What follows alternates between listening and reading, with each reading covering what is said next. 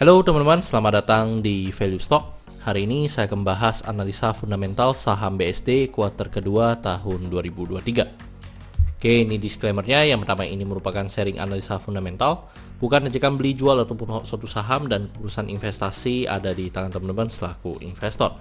Yang ketiga, dari analisa fundamental ini bisa dijadikan referensi untuk analisa saham-saham yang teman-teman miliki.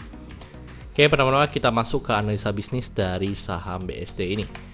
Untuk analisa emiten, ini merupakan sektor di properti ya, dan produk atau servisnya ada residential sama komersial. Terus untuk analisa market, pengguna produk saya tidak punya. Terus dibutuhkan sehari-hari karena ini adalah properti. Terus cara mengaksesnya cukup gampang, kompetitornya juga ada ya teman-teman. Dan kalau dikatakan ekonomi muat, menurut saya tidak ada. Terus untuk segmen marketnya di Indonesia, menguasai berapa persen di market tidak ada secara datanya. Terus untuk saham ini saya kategorikan sebagai saham asset play. Terus untuk analisa GCG, pemiliknya dimiliki oleh Sinarmas, pengalamannya lebih dari 10 tahun ya untuk direksinya, tidak memiliki kasus hukum, dan mereka terus ya dari pemegang saham mayoritasnya terus melakukan buyback saham dari BSD ini sendiri. Terus untuk saham mayoritas sekarang ada di 65,42%. Terus kita masuk dari untuk segi revenue-nya. Mereka ada menetapkan target, dan targetnya itu adalah di 8,8 triliun, dan realisasinya di kurang lebih 5 triliun ya. Jadi sudah tercapai sekitar 57%. Dan kalau kita lihat secara grafik, itu mengalami kenaikan ya secara Q2 dari segi penjualan mengalami kenaikan sebesar 30,3%. Tetapi kalau kita setahunkan itu akan mengalami penurunan karena kita harus tunggu ya sampai Q3 dan Q4 dari laporan keuangannya keluar. Terus untuk dari segi net profitnya secara target di 2,64 triliun dan realisasinya di 1,35 triliun. Jadi realisasi tercapainya sekitar 51%. Terus untuk kalau kita lihat secara Q2 itu mengalami kenaikan yang cukup signifikan ya teman-teman. Terus kalau kita lihat dari segi disetahunkan akan mengalami kenaikan teman-teman.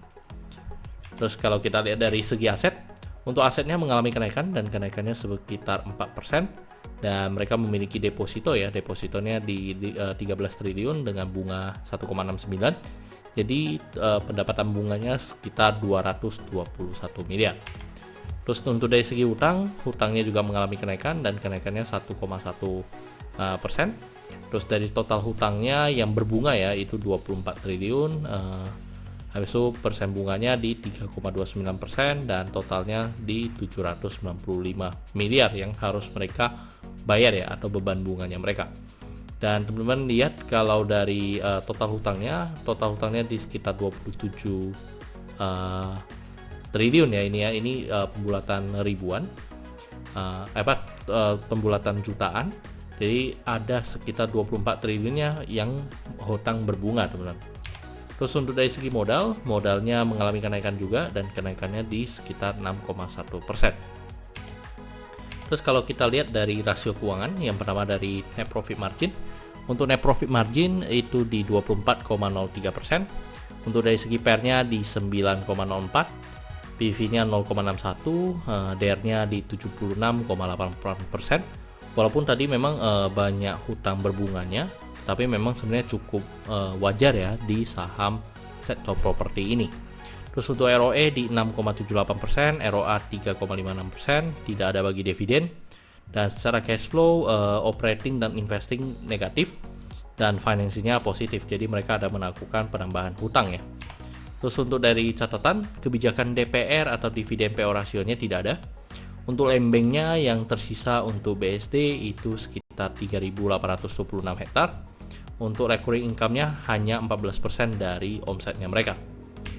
Terus untuk marginal safety untuk harga sekarang di 1025, dan dari analisa fundamental saya bisa menemukan nilai intrinsic value-nya sekitar 1400. Jadi memiliki marginal safety 36,59%. Dan ini kesimpulannya, yang pertama dari produk dan jasa, menurut saya sih masih cukup oke. GCG-nya juga cukup berpengalaman, revenue dan net profit-nya masih capai target ya, dari yang ditetapkan di atas 50%. Terus untuk asetnya cukup produktif. Hutang berbunganya sebenarnya kalau secara persen bunganya menurut saya masih cukup rendah, tetapi memang hutangnya banyak ya, dan memang semua rata-rata hutang berbunga gitu. Tetapi kalau saya lihat dari segi DER-nya sebenarnya DER-nya masih cukup sehat ya, DER-nya masih di bawah 1. Dan untuk di sektor properti sebenarnya memang cukup wajar ya kalau misalnya mereka menggunakan ada hutang yang cukup besar. Terus untuk dari segi ROE lebih dari bunga deposito menurut saya tidak ya, 7% ya, jadi tidak. Margin of safety-nya positif, dividen tidak ada, dan saham ini apakah cukup murah? Menurut saya cukup murah ya teman-teman ya. Jadi kesimpulannya adalah 8/10. Dan pertanyaannya adalah apakah saya akan membeli saham BSD ini? Jadi teman-teman yang mengikut saya mungkin tahu saya punya saham BSD. Tetapi kemarin saya sudah take profit ya teman-teman ya. Waktu 1200-an saya udah take profit dan saya switching ke saham yang lain. Cuma sebenarnya untuk target BSD ini saya sebenarnya sendiri juga menargetkan di sekitar 1400. Cuman karena ada saham yang lebih menarik ya saya melakukan switching ke saham yang lain. Dan untuk BSD ini menurut saya apakah dibeli di 1000 ini sudah oke? Menurut saya kalau bisa tawar lebih murah lebih baik ya teman-teman ya. Jadi kenapa kalau secara asset play, karena kan nggak bisa dipungkiri bahwa ada fasilitas mereka ini kan properti ini harus membangun fasos ataupun fasilitas umum maupun fasilitas sosial. Jadi kalau kita excludekan atau kita kurangkan, mungkin valuasinya bisa menurun ya teman-teman ya.